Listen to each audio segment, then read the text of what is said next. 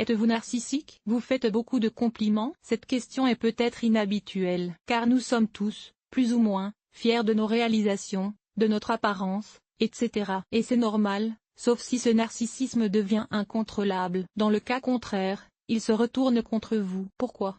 Pourquoi ce narcissisme est-il dangereux?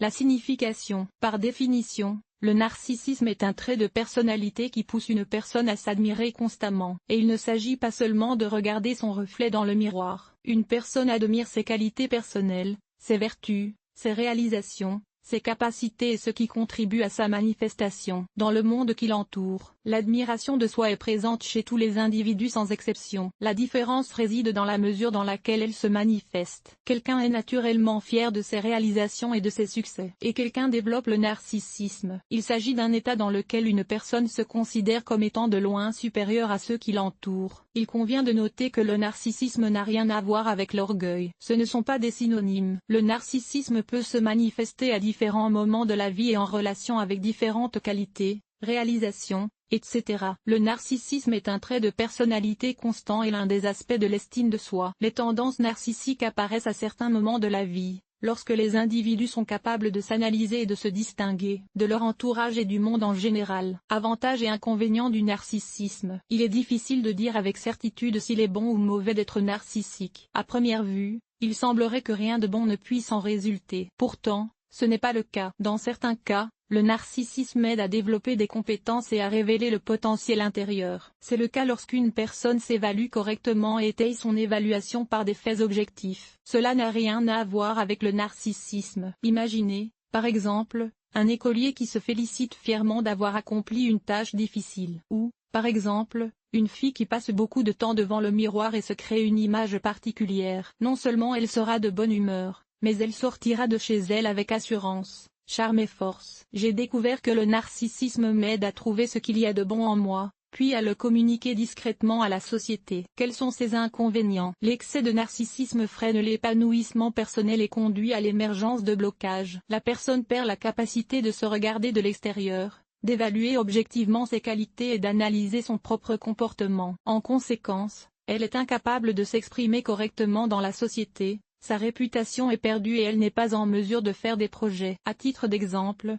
imaginons qu'un orateur prononce un discours. S'il se concentre sur sa propre démonstration plutôt que sur la communication d'informations importantes aux gens, il est peu probable que les auditeurs en tirent quelque chose d'utile. Une telle personne ne se soucie pas de savoir si les gens s'endorment en l'écoutant ou s'ils s'endorment par ennui. Prenons l'exemple du danseur. Son narcissisme perturbe l'harmonie de la composition. Le narcissisme est étroitement lié à une haute estime de soi. En excès, il peut rapidement diminuer. Pourquoi?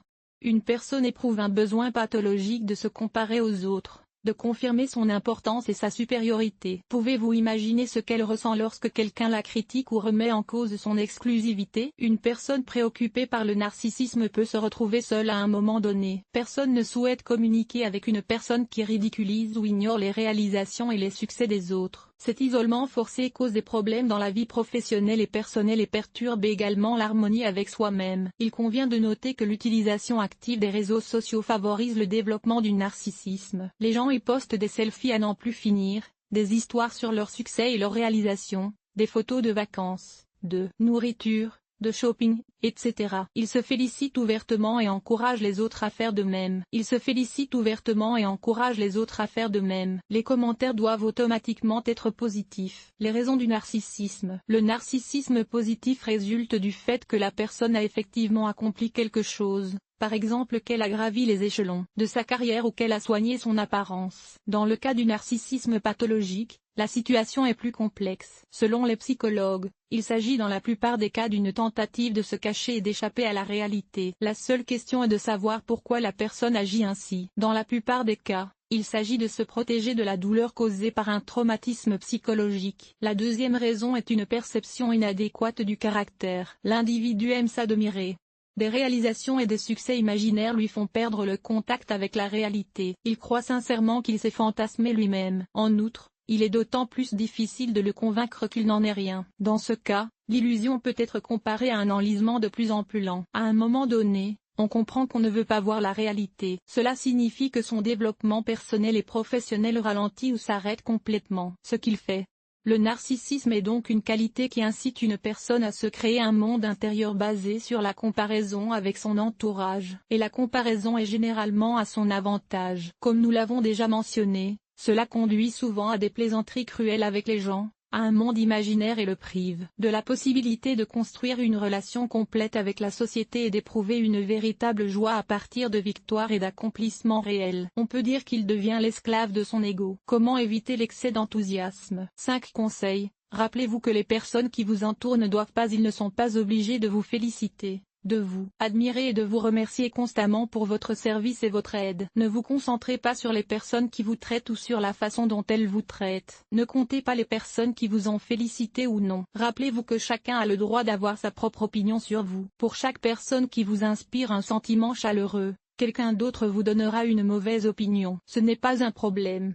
Comprenez que vous exagérez parfois votre importance aux yeux des autres. Considérez le fait que le narcissisme et le faux orgueil sont des sources de douleur et de déception. Ne serait-il pas préférable de trouver des raisons objectives à votre admiration? Laissez les tentatives de prouver votre supériorité pour les convaincre de votre grandeur. Les psychologues recommandent de donner plus souvent ce que vous donnez aux autres, et non ce qu'ils vous donnent. Prêtez attention aux autres, remerciez-les pour leur aide et leurs compliments et soyez conscient. Rappelez-vous que la joie, la satisfaction et les autres émotions positives que vous ressentez sont directement proportionnelles à la bonté dont vous faites preuve à l'égard de ceux qui vous entourent. Un autre conseil sur la façon de se débarrasser de l'amour-propre: regardez-vous de côté de temps en temps. Il faut du temps pour se développer. Conclusion.